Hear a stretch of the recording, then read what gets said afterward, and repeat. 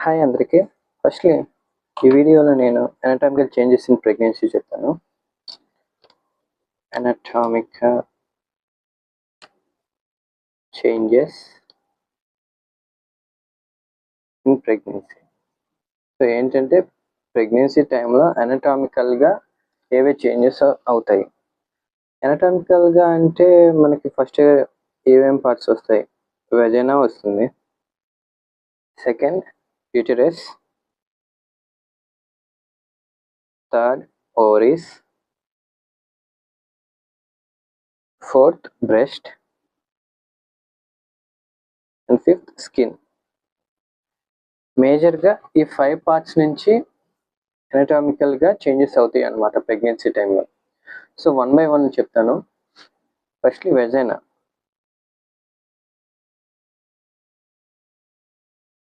ఈ వెజైనా అనేది జనరల్‌గా ఏ కలర్‌లో ఉంటదంటే black, brown or depends on the skin colour. అంటే ఆ పర్సన్ యొక్క స్కిన్ కలర్‌ని బట్టి ఆ వెజైనా కలర్ అనేది బ్లాక్ కానీ, బ్రౌన్ గానీ ఆర్ సమ్‌టైమ్స్ పింక్ అలా ఉంటది. సో ఫస్ట్‌లీ ఈ వెజైనాలో ప్రెగ్నెన్సీ టైంలో చేంజ్ అయ్యేది ఏందంటే vagina appears as bluish hue appearance. బ్లూయిష్‌గా అపియర్ అవుతుందండి. ఈ బ్లూయిష్ హ్యూ అపియరెన్స్ ఎందుకు అవుతుందంటే, అంటే బ్లూయిష్‌గా ఎందుకు చేంజ్ అవుతుందంటే because of due to increased vascularity. Due to increased vascularity. Vascularity అంటే it's nothing but blood vessels. So ఎక్కువ బ్లడ్ వెసల్స్ ఉంటే వెజైనా అనేది నార్మల్‌గా ఏ కలర్‌లో ఉంటది. అదే పర్సన్స్ యొక్క స్కిన్ కలర్‌ని బట్టి. బట్ ఎప్పుడైతే ప్రెగ్నెన్సీ టైంలో బ్లడ్ వెసల్స్ అనేది వెజైనా పార్ట్‌కి ఎక్కువగా వెళ్తాయి కాబట్టి ఈ వాస్కులారిటీ ఎక్కువ ఉండిద్ది. సో ఇంక్రీజ్డ్ వాస్కులారిటీ కాబట్టి ఈ కలర్ నుంచి బ్లూయిష్‌గా చేంజ్ చేస్తుంది. సో అదొక చేంజ్ కాబట్టి చెప్పాను. ఈ బ్లూయిష్ హ్యూ అపియరెన్స్‌ని ఏమంటారంటే జాక్వమెర్స్ కానీ చాడ్విక్ సైన్ గాని అంటాం. నేను రాస్తాను చూడండి. This appearance is called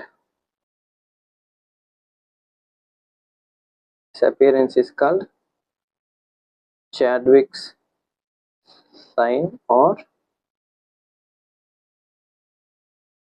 జాక్వమెర్స్ sign. So సింపుల్‌గా గుర్తుపెట్టేసుకోండి.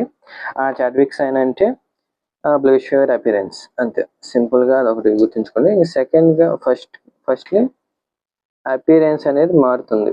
ఇక సెకండ్ సబ్ టాపిక్ వచ్చేసి ఇంక్రీజ్ వెజైనల్ సెక్రీషన్స్.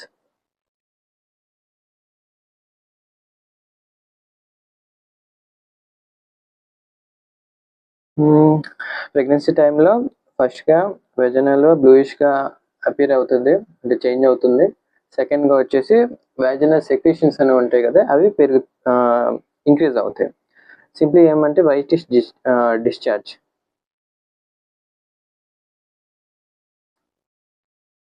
ఇప్పుడు థర్డ్‌లీ మనం ఇప్పుడు సైటాలజీ చేసాం కదా! సైటాలజీ అంటేనే examination of cells. So cytology చేసినప్పుడు ఈ వెజైనల్ సెల్స్ అనేవి నావిక్యులర్‌గా కానీ ఓవైడ్ సెల్స్ కానీ అపియర్ అవుతాయి. నార్మల్‌గా వెజైనల్ సెల్స్ ఏ ప్యాటర్న్‌లో ఉంటాయి అంటే స్క్వామస్ ఎపిథీలియల్ సెల్స్.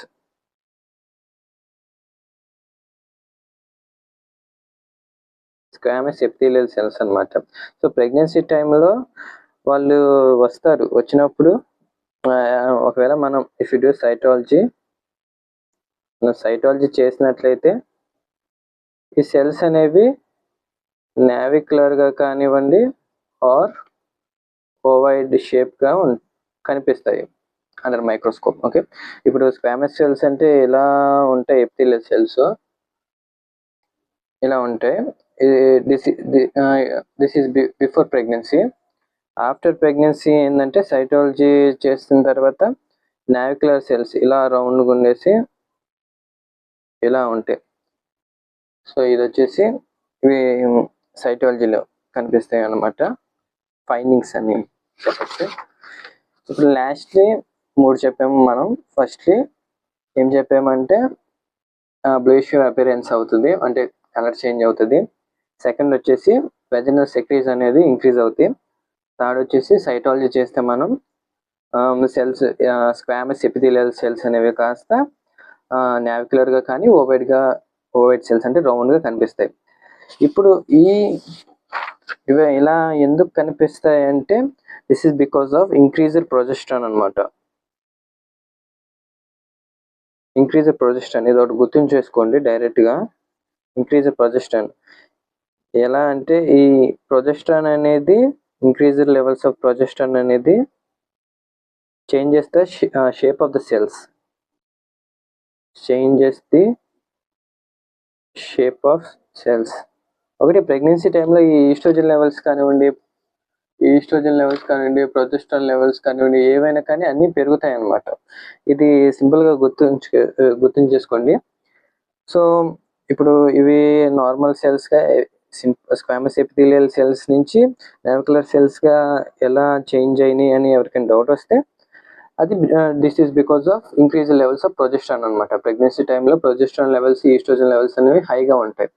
సో పెరిగినప్పుడు సెల్స్ యొక్క షేప్ అనేది మారుతుంది. So increase levels of progesterone changes the shape of cells, అది గుర్తుంచేసుకోండి. ఇప్పుడు లాస్ట్గా ఇంకొక సబ్ పాయింట్ ఏంటంటే pH ఆఫ్ ద వెజైనా అనమాట. సో నార్మల్గా pH ఆఫ్ ద వెజైనా ఎంత ఉండిద్ది అంటే it is around 4 and it is acidic in nature. Okay, 4 acidic in nature. జనరల్గా pH ఆఫ్ ద ఉమెన్ అనేది చేంజ్ అవుతూ ఉంటుంది. ఫస్ట్లీ న్యూ బార్న్లో వచ్చేసి pH అనేది అరౌండ్ 5 to 6 ఉంటుంది. తర్వాత చైల్డ్హుడ్ వచ్చేలోకి అది ఇంక్రీజెస్ అవుతుంది. అది ఎంత అంటే 6 to 8 ఉంటుంది. సో ఇప్పుడు ఈ ప్యూబర్టీ టైంలో కానివ్వండి, అంటే ఫస్ట్ మెన్స్ట్రుయేషన్ రిసీవ్ చేసుకున్నప్పుడు ప్యూబర్టీ కానివ్వండి, లేదా ప్రెగ్నెన్సీ టైంలో కానివ్వండి, సింప్లీ రీప్రొడక్టివ్ ఏజ్ గ్రూప్ ఉంటారు కదండి, ఆ టైంలో రీప్రొడక్టివ్ ఏజ్ గ్రూప్ వీటిలో pH వెజనల్ pH అనేది ఎసిడిక్ అండ్ ఇట్ ఈస్ 4 అనమాట. ఇక్కడ ఒక డౌట్ రావచ్చు, న్యూ బార్న్లో 5 to 6 ఉంది, తర్వాత చైల్డ్హుడ్లో 6 to 8 ఉంది. చైల్డ్హుడ్ అయిపోయిన తర్వాతే కదా ప్యూబర్టీ వచ్చింది, తర్వాత ప్రెగ్నెన్సీ వచ్చింది. ఇంకా pH అనేది పెరుగుతూ ఉండాలి కదా, కానీ ఎందుకు తగ్గింది అని డౌట్ రావచ్చు. అది ఎందుకంటే చెప్తాను. మీకు ఇందాక ఆల్రెడీ చెప్పాను, ప్రొజెస్ట్రాన్ లెవెల్స్ అనేవి ఎక్కువగా ఉంటాయి. అదేవిధంగా as well as estrogen levels కూడా ఎక్కువగా ఉంటాయి. ఈ ప్యూబర్టీ కానివ్వండి, ప్రెగ్నెన్సీ టైంలో కానివ్వండి, రిప్రొడక్టివ్ ఏజ్ గ్రూప్లో అందరికీ ఈస్ట్రోజన్ లెవెల్స్ అనేవి హైగా ఉంటాయి. So under the influence of estrogen levels during pregnancy,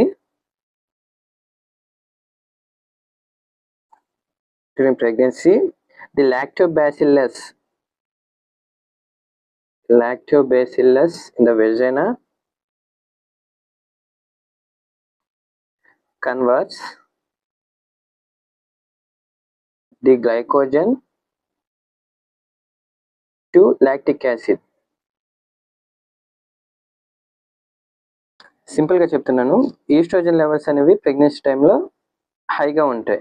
ఓకేనా, increase levels of oestrogen under the influence of high oestrogen levels during pregnancy, the lactobacillus వెజైనాలో. ఈ లాక్టోబాసిల్లస్ అంటే it is a vaginal microbiome. ఇది ఒక just microbiome అనమాట, వెజైనాలో ఉంటుంది. ఈ Lactobacillus అనేది గ్లైకోజన్ని లాక్టిక్ యాసిడ్గా కన్వర్ట్ చేస్తుంది. ఇప్పుడు ఈ లాక్టిక్ యాసిడ్ అనేది దీని యొక్క రోల్ ఏంటంటే డిక్రీజెస్ ది pH. అది ఎంతైనా ఉండండి, అది ఆల్కలైన్లోనే ఉంటుంది. యాక్చువల్గా ఇప్పుడు 6 to 8 అనేది ఆల్కలైన్ కదా. సో ఈ 6 to 8 అనేది ఈ లాక్టిక్ యాసిడ్ అనేది ఈ 6 to 8 ఉన్న వెజైనల్ pHని కన్వర్ట్ చేసి వెజైనాని ఎసిడిక్గా మార్చడానికి హెల్ప్ చేస్తుంది అనమాట. And the value is around 4. కొన్ని రిఫరెన్సెస్లో 3.8 ఉంటుంది, కొన్ని రెఫరెన్సెస్లో 4 ఉంటుంది. బట్ అరౌండ్ 4 అని చెప్పడం మంచిది. సో ఇప్పుడు ఇది ఒకటి గుర్తు చేసుకోండి, ఒక కీ పాయింట్ లాగా. Whenever there is increase in estrogen levels అనేవి ఎప్పుడైతే ఎక్కువ ఉంటాయో pH అనేది లోవర్గా ఉంటుంది. ఈస్ట్రోజన్ లెవెల్స్ అనేది ఎక్కువగా ఉంటే pH లెవెల్ అనేవి తక్కువగా ఉంటుంది. ఎందుకంటే ఈస్ట్రోజన్ లెవెల్స్ అనేవి ఎక్కువగా ఉంటే pH అనేది తక్కువ ఉంటుంది. ఎందుకంటే ఇదిగోండి, ఇదంతా చెప్పింది అనమాట. ఈ లాక్టోబాసిల్లస్ అనేది గ్లైకోజన్ ని లాక్టిక్ యాసిడ్ గా కన్వర్ట్ చేస్తుంది. ఈ లాక్టిక్ యాసిడ్ అనేది pH ని ఆల్కలైన్ సొల్యూషన్ నుంచి ఎసిడిక్ గా మారుస్తుంది. ఓకే, ఇప్పుడు ఇంకొక పాయింట్ అనమాట. ఇక్కడ మనం న్యూ బోర్న్ లో ఉన్న pH చెప్పాము, చైల్డ్హుడ్ లో ఉన్న pH చెప్పాను, remaining puberty, pregnancy, reproductive age group వాళ్ళందరికీ ఉన్న pH, వెజనల్ pH అనేది చెప్పాము. But in menopause condition, menopause అంటే simple from the word itself, pause అంటే అయిపోయినట్టు, మెనో అంటే మెన్స్ట్రువల్ సైకిల్. సింపుల్గా మెనోపాజ్ అంటేనేమో మెన్స్ట్రువేషన్ అనేది అయిపోవడం. It is around 45 and 55 age group వాళ్ళకి అవుతుంది. సో మెనోపాజ్ అంటే జనరల్గా ఇంకా మెన్స్ట్రువల్ ఆగిపోతాయి, ఇంకా పిల్లలు పుట్టేది కానీ అదేమి ఉండదు. So age group 45 and 55 in between అక్కడ ఉంటుంది. సో ఈ మెనోపాజ్లో అనేది అసలు ఈస్ట్రోజన్ లెవెల్స్ ఉండవు, నో ఈస్ట్రోజన్. సో pH అనేది ఏమవుతుంది, మళ్ళీ రైజెస్ అవుతుంది. pH ఇంక్రీజ్ అయితే ఇంకా అది ఆల్కలైన్. సో 45 నుంచి అంటే ఇంకా మెనోపాజ్ వచ్చిన ఆడవాళ్ళకి pH అనేది ఇంకా ఆల్కలైన్లో ఉంటుంది. సో బిఫోర్ వచ్చేసి ప్యూబర్టిక్ అనేది ఇదంతా కానీ ఎసిడిక్, దాని వాల్యూ వచ్చేసి అరౌండ్ 4. గుర్తుంచుకోండి, మెనోపాజ్లో వచ్చేసి ఈస్ట్రోజన్ అసలు ఉండదు కాబట్టి pH అనేది ఆల్కలైన్లో ఉంటుంది. సో ఇది ఫస్ట్ వెజైనా చెప్పేసాం మనం. ఇప్పుడు యూటరస్కి వెళ్దాం. యూటరస్ చెప్పే ముందు నాన్ ప్రెగ్నెంట్కి ప్రెగ్నెంట్కి ఉన్న డిఫరెన్సెస్ రాస్తాను. ఇలా రాస్తే సింపుల్గా అర్థమైపోతుంది. నాన్ ప్రెగ్నెంట్ అండ్ ప్రెగ్నెంట్ అనమాట. సో నాన్ ప్రెగ్నెంట్లో వచ్చేసి సైజ్ ఆఫ్ ద యూటరస్ ఎంత ఉండదు అంటే దీని వాల్యూ 7 × 5 × 2.5 సెంటీమీటర్స్.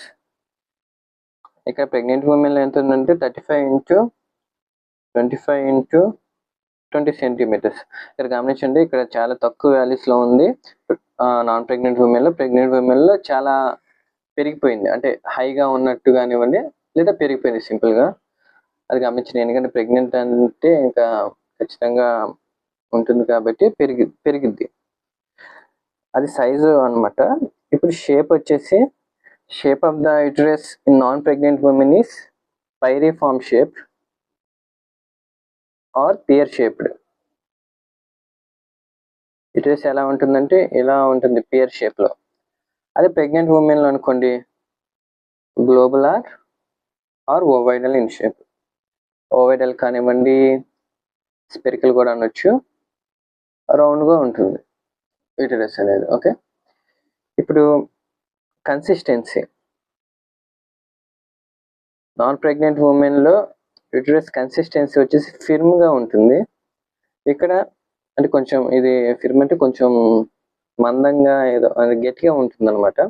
ఇక్కడ ప్రెగ్నెంట్ ఉమెన్లో చాలా సాఫ్ట్గా ఉంటుంది యూటరస్, దాని కన్సిస్టెన్సీ చాలా సాఫ్ట్గా ఉంటుంది. ఇంకా ఇంకొక పాయింట్ ఏంటంటే volume of the uterus in non pregnant women is 5 to 10 ml.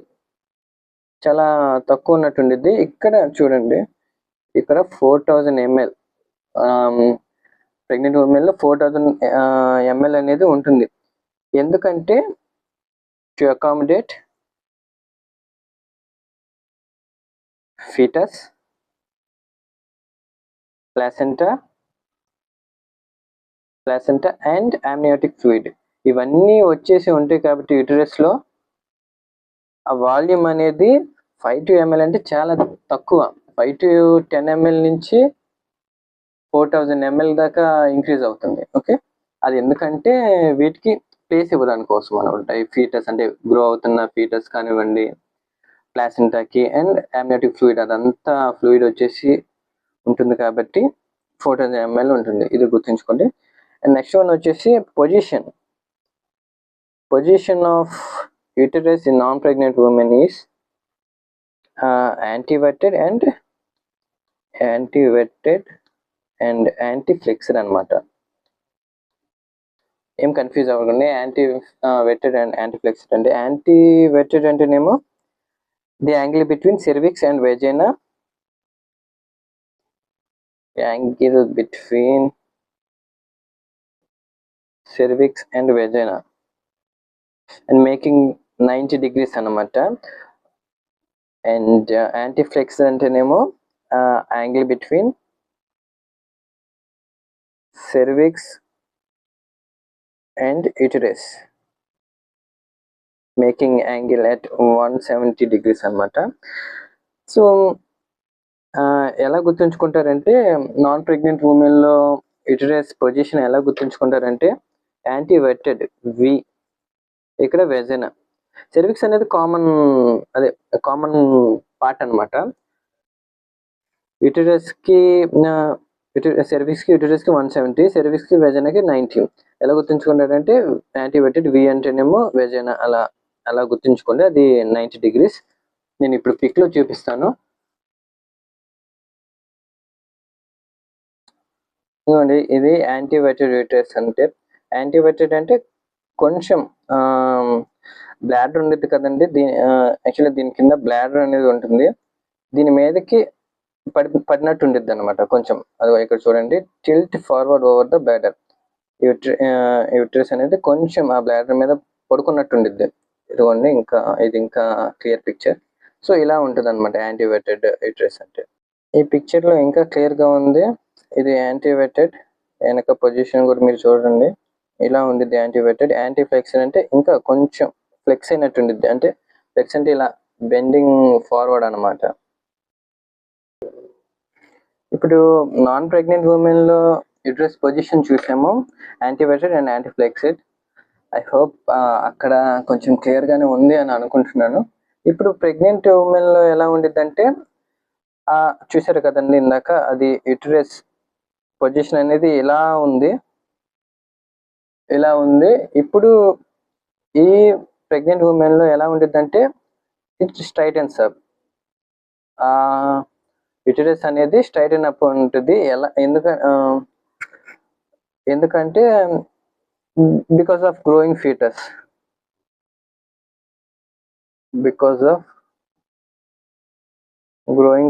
అది కింద ఇలా పెరుగుతూ వచ్చేసరికి ఫీటస్ అనేది ఇలా పెరుగుతూ వస్తుంది కాబట్టి ఇలా ఉండేది కాస్త ఇలా కొంచెం ఇలా అవుతుంది. నేను పిక్లో మళ్ళీ చూపిస్తాను. స్ట్రైటన్స్ అప్. అండ్ కొన్ని సార్లు అది డెక్స్ట్రోవర్టెడ్ కూడా అవ్వచ్చు. డెక్స్ట్రో అంటేనేమో సఫిక్స్ డెక్స్ట్రో అంటే రైట్ సైడ్ అనమాట. సో సింపుల్గా ఏంటంటే యూటరస్ అనేది కొంచెం రైట్ సైడ్కి టిల్ట్ అయినట్టు ఉండిద్ది. ఇందాక ఇక్కడ యాంటీఫ్లెక్స్లో ఎలాగైతే కొంచెం ముందుకు పడిపోయినట్టు ఉందో, ఈ ప్రెగ్నెంట్ ఉమెన్లో ఏంటంటే డెక్స్ట్రోవర్టెడ్ అని ఉంటుంది. అది కొంచెం రైట్ సైడ్కు ఉండిద్ది అనమాట. సో ఇలా ఎందుకు డెక్స్ట్రోవర్టెడ్గా ఉంటుంది? జస్ట్ స్ట్రైట్న్ అప్, ప్రెగ్నెంట్లో స్ట్రైట్న్ అప్పే ఉండాలా అనేది ఏమి లేదు. కొన్ని కండిషన్స్లో స్ట్రైట్న్ అప్ ఉంటుంది, కొన్ని కండిషన్స్లో డెక్స్ట్రోవర్టెడ్ ఉంటుంది. ఎందుకంటే కొంతమందికి sigmoid colon, it is because of sigmoid colon అనేది కింద లెఫ్ట్లో ఉంటుంది. సిగ్మాయిడ్ కాలన్ ఆఫ్ లెఫ్ట్లో ఉంటుంది. సో ఇది కొంచెం దీన్ని యూటరస్ని పుష్ చేస్తుంది. సో అది స్ట్రైట్గా ఉండకుండా కొంచెం అవతలకి అలా రైట్ సైడ్కి అలా పడిపోతుంది. ఓకే, సో అది నేను పిక్స్లో చూపిస్తాను. ఎందుకండి ఈ పిక్లో చూడండి, ఇది నార్మల్ పొజిషన్ ఇందాక చూపించాం. ఇది రెట్రోవర్టెడ్ అంటే వెనక్కి వెళ్ళిపోయింది. మరి రెట్రో అంటే బ్యాక్ సైడ్, కానీ ఇది నేను డిస్కస్ చేయలేదు, అంత ఇంపార్టెంట్ కాదు. ఇక్కడ ఇది రెట్రోఫ్లెక్స్డ్ అనమాట. ఇదిగోండి, ఈ పొజిషన్ ఆఫ్ యూటరస్ ఇదిగో ఇలా ఉండాలి యాక్చువల్గా, కానీ అది ఇలా కొంచెం అలా ఉంది, రైట్ సైడ్కి టిల్ట్ అయింది. ఓకే. అదే అలా ఇది ఫ్లెక్స్డ్ అనమాట మళ్ళీ. సో, ఇది కొంచెం గమనించండి. ఇంకా నా దగ్గర క్లియర్ పిక్చర్ లేదు. అదేమైనా ఉంటే ఇక్కడ గీసి ఇలా చూపించొచ్చు. జస్ట్ యుటరస్ అనేది ఇలా ఉంటుంది యాక్చువల్‌గా నార్మల్ పొజిషన్. ఇలా ఉంటుంది కొంచెం. బట్ డిస్టోవేటెడ్ అంటే అది కొంచెం ఇలా ఉంటుంది. సేమ్ అదే పొజిషన్‌లో కొంచెం అలా అటు రైట్ సైడ్‌కి తిరిగుంటుంది. అంటే నా దగ్గర ఇంకా ఈ క్లియర్ పిక్చర్ లేదు. సో, జస్ట్ ఇది రిఫరెన్స్ కోసం యూజ్ చేయండి. ఐ హోప్ ఆ పొజిషన్ అందరికీ ఆ పొజిషన్ అర్థమైంది అని అనుకుంటున్నాను. ఇప్పుడు నెక్స్ట్ వచ్చేసి అరేంజ్‌మెంట్ ఆఫ్ మజిల్స్ చూద్దాం. Arrangement of muscles. ఇప్పుడు ఈ మజిల్స్ అనేవి ఫిగర్ ఆఫ్ 8 సింపుల్‌గా ఇది గుర్తుంచేసుకోవాల్సిందే. 8 అనే సిరీస్‌లో మజిల్స్ అనేవి ఇలా, ఒకటి ఇలా, ఒకటి ఇలా, ఇలా అవుతా ఉంటాయి. సో, ఈ పొజిషన్ చూసుకుంటే ఇదొక 8 పొజిషన్ లాగా ఉంటుందన్నమాట. సో, ఈ figure arrangement of muscles in the uterus అనేది ఫిగర్ ఆఫ్ 8 అంటాం, లేదా ఆర్ లివింగ్ లైగేచర్ అని కూడా అంటాం దీన్ని. ఇది చాలా ఇంపార్టెంట్ పాయింట్. లివింగ్ లైగేచర్ అంటాం. So, arrangement of muscles in the uterus during pregnancy టైంలో ఏంటంటే ఫిగర్ ఆఫ్ 8 సిరీస్‌లో ఉంటుంది, లేదా లివింగ్ లైగేచర్. ఇప్పుడు వాస్కులారిటీ చూద్దామండి. యుటరస్‌లో యొక్క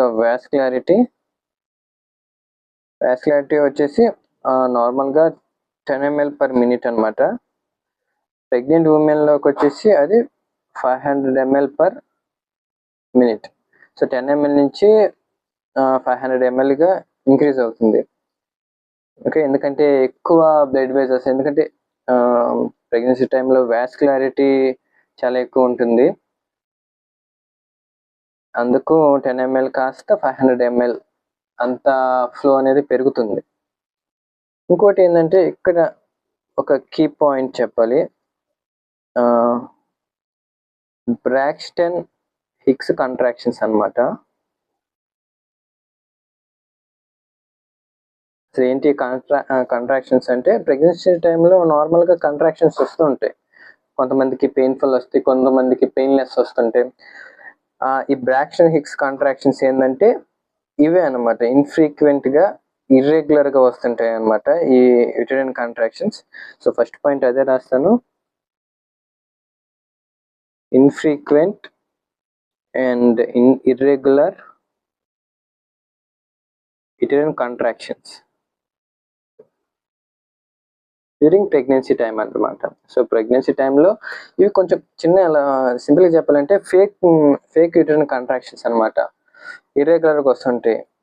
ఇర్రెగ్యులర్‌గా, ఇన్‌ఫ్రీక్వెంట్‌గా ఎప్పుడు పడితే అప్పుడు వస్తూ ఉంటాయి. ఇవి వచ్చేసి పెయిన్‌లెస్ అనమాట. పెయిన్‌ఫుల్‌గా ఉంది, మరీ పెయిన్‌ఫుల్‌గా ఉంది, ఇన్‌ఫ్రీక్వెంట్‌గా కాకుండా ఫ్రీక్వెంట్‌గా వస్తున్నాయి, రెగ్యులర్‌గా కాంట్రాక్షన్స్ వస్తే అది ఇంకా బేబీ అదే రెడీగా ఉంది డెలివరీకి అని అర్థం అనమాట. సో, ఇలా ఇన్‌ఫ్రీక్వెంట్‌గా, ఇర్రెగ్యులర్‌గా వచ్చే యుటెరైన్ కంట్రాక్షన్స్‌ని మనం బ్రాక్స్టన్ హిక్స్ కంట్రాక్షన్స్ అంటాం. సో, ఇవి ఎప్పుడు చూస్తామంటే ప్రెగ్నెంట్ ఉమెన్‌లో సెకండ్ ట్రైమెస్టర్‌లో చూస్తాం. అరౌండ్ సెకండ్ ట్రైమెస్టర్‌లో చూస్తాం. అండ్ ఇవి ఇంకా ప్రెగ్నెన్సీ టైం వచ్చే కొంది, అంటే డెలివరీ ప్రెగ్నెన్సీ టైము అది ఇంక్రీజ్ అవుతా ఉంటుంది. ఇంక్రీజెస్ అవుతా ఉంటాయి. అంటే సెకండ్ ట్రైమెస్టర్‌లో స్టార్ట్ అవుతాయి ఈ కంట్రాక్షన్స్ అనేవి. ఫస్ట్ ట్రైమెస్టర్‌లో అంతేం ఉండదు. సెకండ్ ట్రైమెస్టర్‌లో ఈ బ్రాక్స్టన్ హిక్స్ కంట్రాక్షన్స్ అనేవి స్టార్ట్ అవుతాయి. అవి గ్రాడ్యువల్‌గా ఇంక్రీజ్ అవుతా ఉంటాయి ఆ కంట్రాక్షన్స్ అనేవి. మరి అంత భయపడాల్సిన అవసరం లేదు. దీనికి ఏం చేయాలంటే జస్ట్ చేంజింగ్ పొజిషన్ అనమాట. Changing position. మనం ఒక పొజిషన్‌లో ఉన్నప్పుడు అలా యుటెరైన్ కాంట్రాక్షన్ కొంచెం పెయిన్‌ఫుల్‌గా ఉంది, ఏదో సమ్ ఏమంటారంటే టైట్నింగ్ అనమాట. సింపుల్‌గా చెప్పాలంటే టైట్నింగ్ అవుతుంది పొట్ట. లోయర్ అబ్డామెన్‌లో ఏదో కొంచెం ఏమంటారు ప్రాబ్లమ్‌గా ఉంది అన్నట్టు అనిపిస్తే ఆ పొజిషన్ మార్చేయడం అంతే. అది ఈజీగానే అర్థం చేసుకోవచ్చు. సెకండ్ ట్రైమెస్టర్‌లో ఈ బ్రాక్స్టన్ హిక్స్ కంట్రాక్షన్స్ అనేవి స్టార్ట్ అవుతాయి. అవి ఇంక్రీజ్ అవుతూ ఉంటాయి అన్నమాట. సో ఇప్పుడు నేను ఒక సింపుల్గా ఈ పాయింట్ ఒకటి చెప్తాను.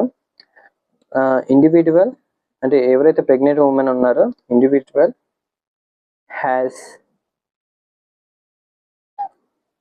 tightening of abdomen, simply lower abdomen అనమాట. లోయర్ అబ్డామిన్ లో కొంచెం ఇలా ఏమంటారు టైట్నింగ్ అనేది ఎక్స్పీరియన్స్ అదే ఫీల్ అవుతాను అనమాట pregnant women.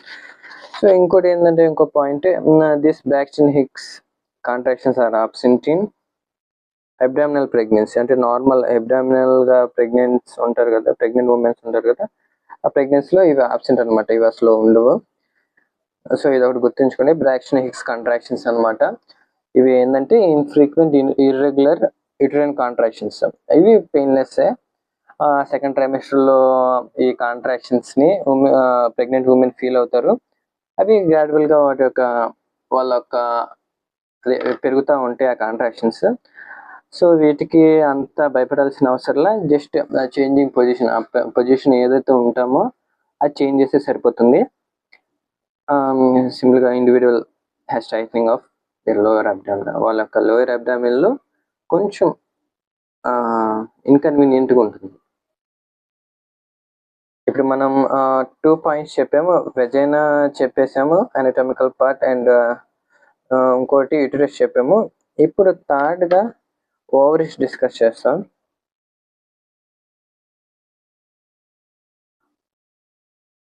Ovaries first of all ఇదండి సెర్విక్స్ ఒక అనటామికల్ పార్ట్, పిక్చర్ రూపంలో చూపిస్తున్నాను. ఇది వచ్చేసి సెర్విక్స్, ఇది మధ్యలో ఉంటుంది, పైన యూటరస్ ఉంటుంది, కింద వెజైనా ఉంటుంది. మనం ఇందాక చూపించిన పిక్చర్ రూపంగా ఒక పాయింట్ రాద్దాము. Internal os and external os, ఈ రెండు పార్ట్స్ ఉంటాయి సెర్విక్స్లో.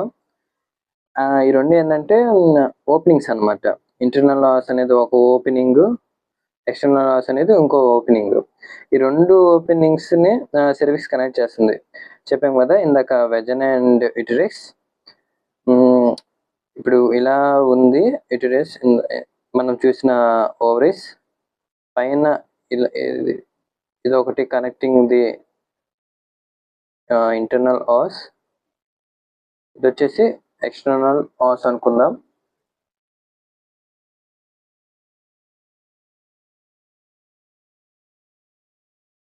Internal os and external os are the two openings that connect.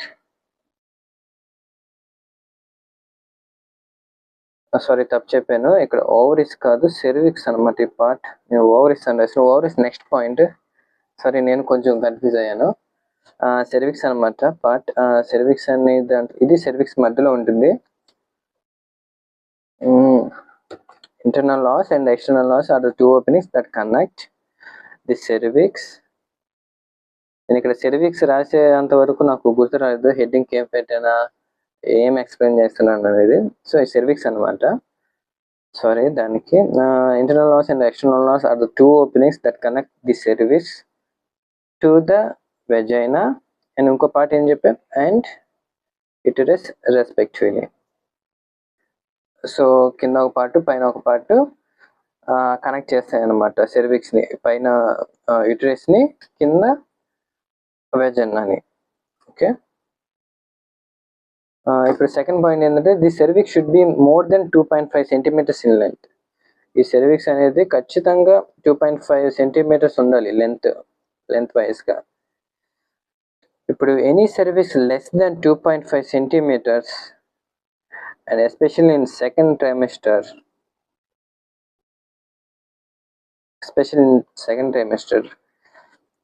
it may lead to increases the risk of preterm labor అనమాట. ప్రీటర్మ్ లేబర్ ముందుగా పుట్టేయడానికి chances ఉంటాయి అనమాట. Cervix అనే length వచ్చేసి పక్కాగా నీకు 2.5 సెంటీమీటర్స్ అనేది లెంత్ ఉండాలి. But if in case cervix length అనేది తక్కువ ఉంటే 2.5 కన్నా లెస్ దాన్ 2.5 సెంటీమీటర్స్ ఉంటే సెకండ్ ట్రైమిస్టర్లో, అది రిస్క్ ఆఫ్ ప్రీటర్మ్ లేబర్కి అవకాశాలు ఎక్కువగా ఉంటాయి. ఇప్పుడు ఇంకో పాయింట్ ఏంటంటే డ్యూరింగ్ లేబర్, అంటే లేబర్ టైంలో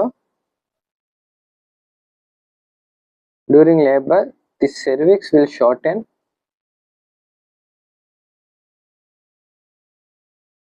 and thin.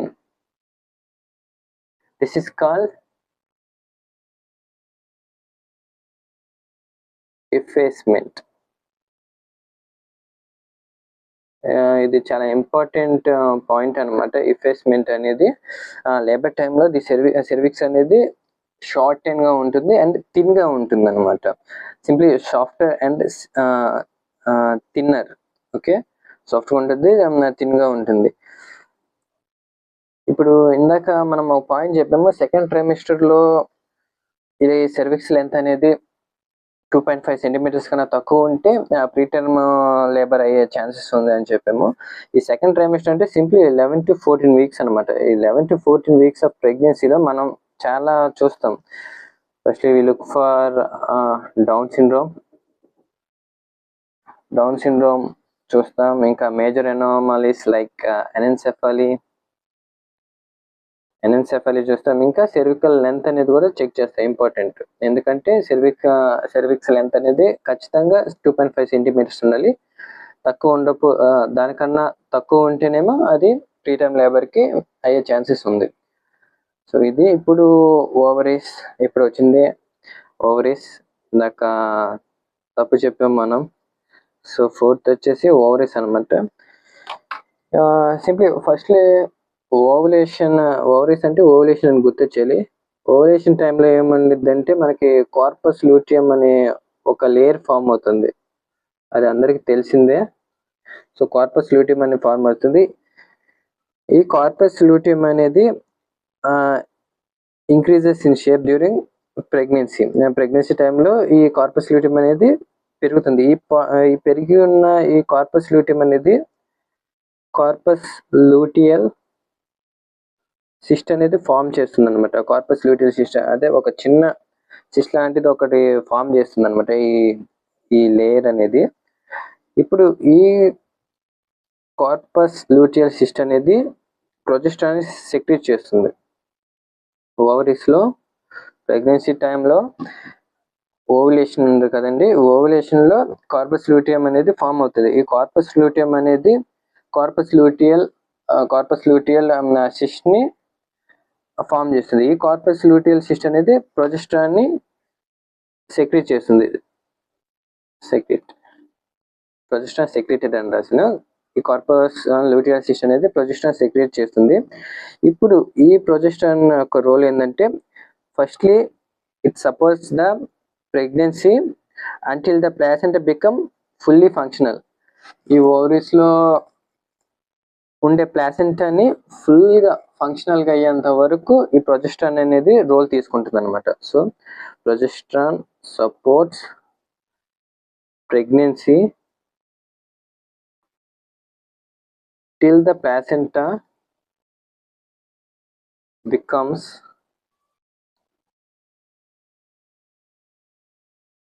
fully functional. ఫుల్గా ఫంక్షనల్ అయిపోయింది అన్నంత వరకు ఈ ప్రొజెస్టరాన్ అనేది హెల్ప్ చేస్తుంది అనమాట.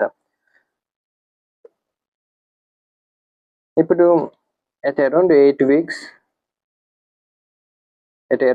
weeks of pregnancy ఈ కార్పస్ లూటియల్ సిస్ట్ ఉంది కదా, the corpus luteal cyst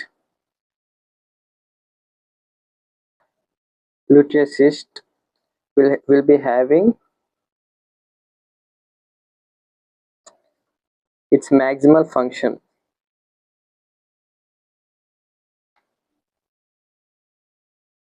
so నార్మల్గా ఏం చేస్తుందంటే, ఈ నార్మల్గా ప్యాసెంట్ అనేది ఫుల్గా ఫంక్షనల్ అయినంత వరకు ఈ ప్రొజెస్టరాన్ అనేది సపోర్ట్ చేస్తుంది ప్రెగ్నెన్సీని.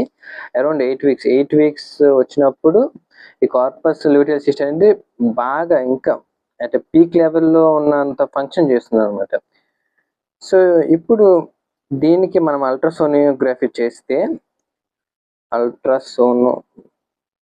USG, we can appreciate corpus luteal cyst and its vascularity, and this appears as a ring of fire. ఇప్పుడు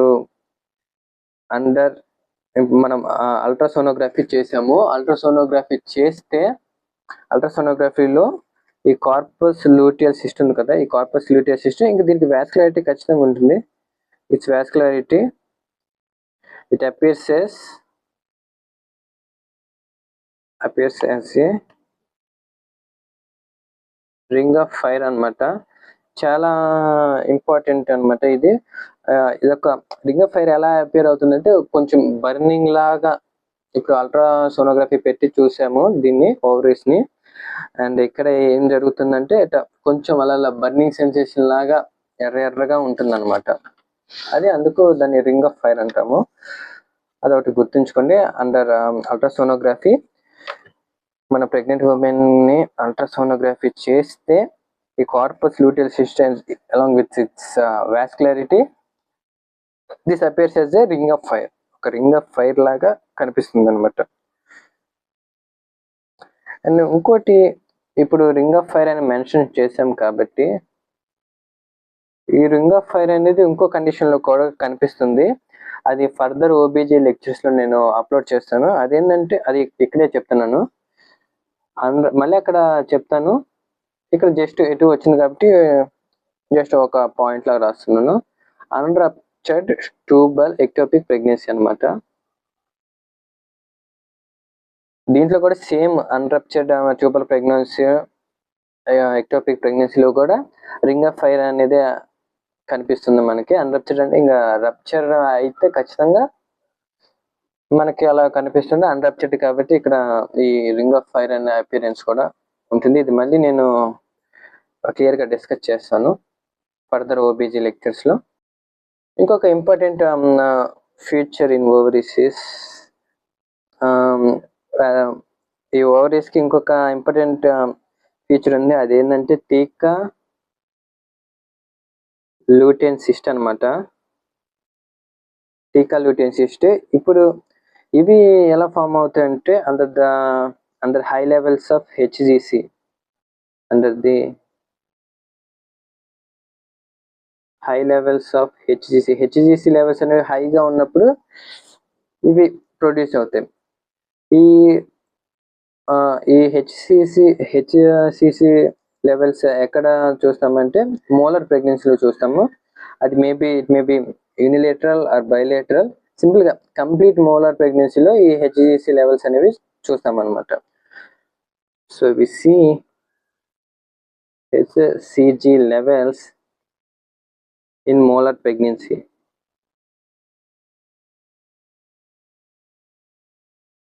అది కంప్లీట్ మోలార్ ప్రెగ్నెన్సీ అనమాట. మన కంప్లీట్ పార్షల్ ఉంది. సో కంప్లీట్ మోలార్ ప్రెగ్నెన్సీలో హెచ్సిజి లెవెల్స్ అనేవి చూస్తాము. మళ్ళీ ఒకసారి చెప్తాను. Another important feature of ovaries in pregnant women is theca lutein cyst అనమాట. ఈ theca lutein cyst these are produced under high levels of HCG. ఎక్కువ హై లెవెల్స్ ఉన్న హెచ్సిజి అప్పుడు ఇవి థీకా లూటియన్ సిస్ట్ అనేది ప్రొడ్యూస్ అవుతుంది. ఈ హెచ్సిజి లెవెల్స్ అనేవి మనం మోలార్ ప్రెగ్నెన్సీలో కూడా చూస్తాం. అది కంప్లీట్ మోలార్ ప్రెగ్నెన్సీలో చూస్తాం అనమాట. సో ఇది ఓవరీస్ అనమాట. ఇప్పుడు లాస్ట్లీ బ్రెస్ట్ అనమాట. బ్రెస్ట్ చూద్దాం. No not but least breast తర్వాత మనకి స్కిన్ కూడా ఉంది. స్కిన్ కూడా చాలా ఇంపార్టెంట్. బ్రెస్ట్ ఫస్ట్ ఫీచర్ వచ్చేసి hypertrophy of ducts and alveoli. Breast అంటే ఇంకా లంగ్స్ ఇంకా ఆల్వియోలి దీంతోనే ఉండిద్ది కాబట్టి hypertrophy of the ducts and alveoli.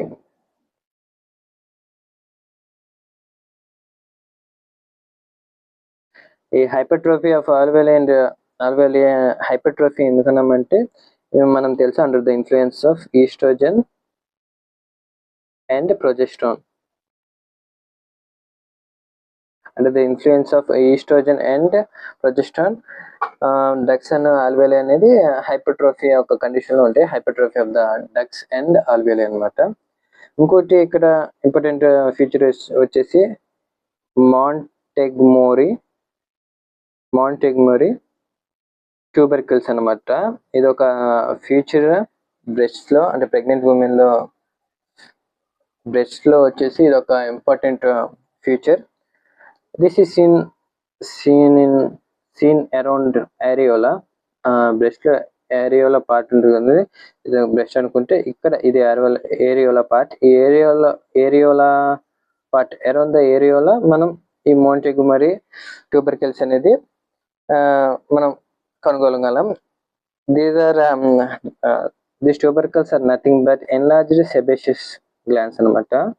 Sebaceous glands అనేవి పెరుగుతాయి, అప్పుడు అదే ఇంకా నథింగ్ బట్ మోంటెగమరీ ట్యూబర్కిల్స్ అనమాట. బ్రెస్ట్ అదే ప్రెగ్నెంట్ ఉమెన్ లో బ్రెస్ట్ సైజ్ కూడా కొంచెం పెరుగుతుంది కదా, ఆ పెరుగు దాంట్లో ఈ ఎన్లార్జ్డ్ ఈ సెబేషియస్ గ్లాండ్స్ మెయిన్ గా పెరుగుతాయి అనమాట.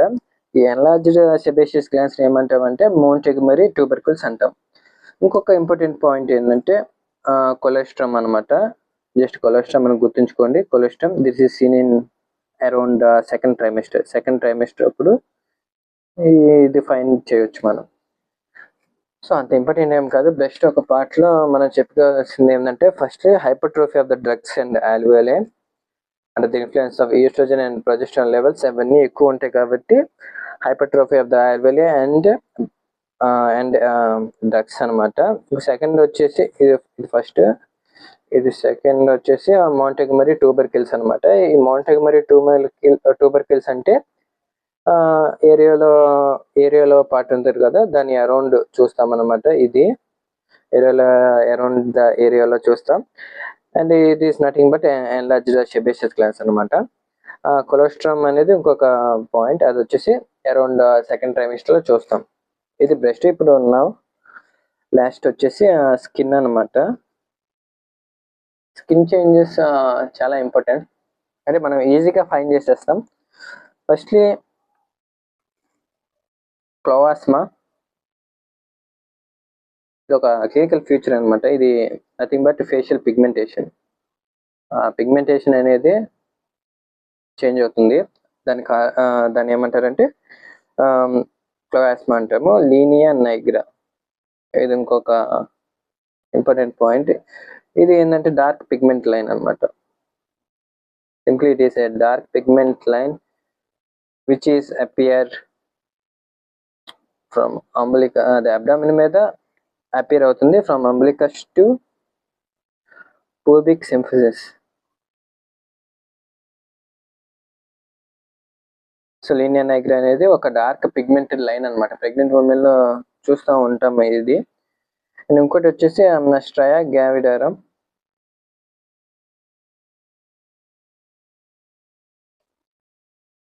విచ్ ఈస్ ఇది ఒక రెడ్డిష్ గా అపియర్ అవుతుంది అనమాట. రెడ్డిష్ గా కొంచెం మొదలుగా ఉంటది కదండి, అదే ఈ స్ట్రయా గ్రావిడారం అన్నమాట. మనం ఇది కూడా majority of the pregnant women లో చూస్తాం అనమాట. రెడ్డిష్ గా చిన్న ముడతలుగా కనిపిస్తుంది, అదే అనమాట. Especially in the lower abdomen, కింద అబ్డామిన్ లోవర్ అబ్డామిన్ లో కొంచెం ముడతలుగా ఎర్రగా కనిపిస్తే అది స్ట్రయా గ్రావిడారం అనమాట. ఇంకోటి వచ్చేసి స్ట్రయా ఆల్బికన్స్.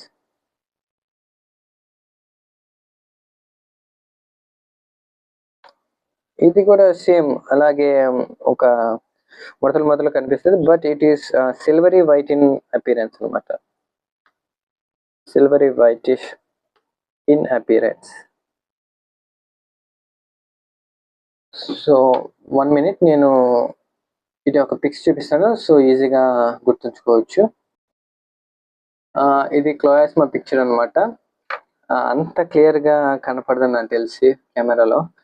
స్కిన్ మామూలుగా ఒక ఇది బాగా అప్రిషియేట్ ఎలా చేయవచ్చు అంటే వైట్ గా ఉంటారు కదా అమ్మాయిలు, ప్రెగ్నెంట్ ఉమెన్స్.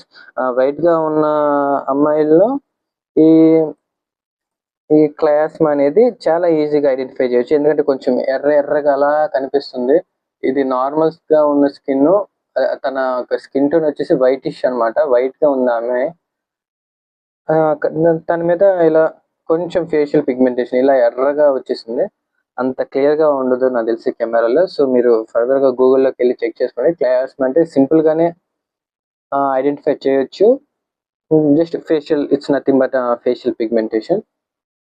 ఈ పిక్చర్ వచ్చేసి లీనియా నైగ్రా అనమాట. ఇదిగోండి, ఇది బ్లాకిష్ గా ఉంది కదా, ఈ బ్లాకిష్ ఇది ఈ డార్క్ పిగ్మెంట్ లైన్ అనేది అంబ్లికస్ నుంచి యూట్రస్ వరకు ప్యూబిక్ సింఫసిస్ వరకు ఉంటుంది. ఇది వచ్చేసి లీనియా నైగ్రా.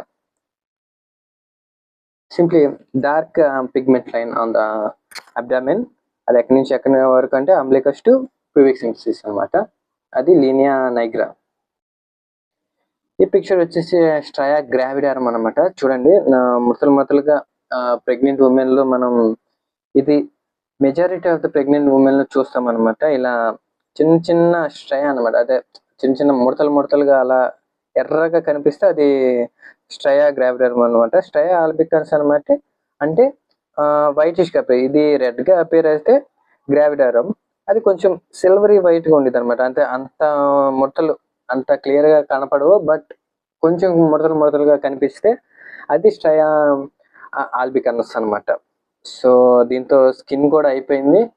టోటల్ గా మనం 5 anatomical changes in pregnant women లో చూస్తాం. ఫస్ట్లీ వచ్చేసి వెజైనా, సెకండ్ యూటరస్, తర్వాత ఓవరీస్, తర్వాత బ్రెస్ట్ అండ్ తర్వాత స్కిన్ అనేది చూసాం. Thank you for watching.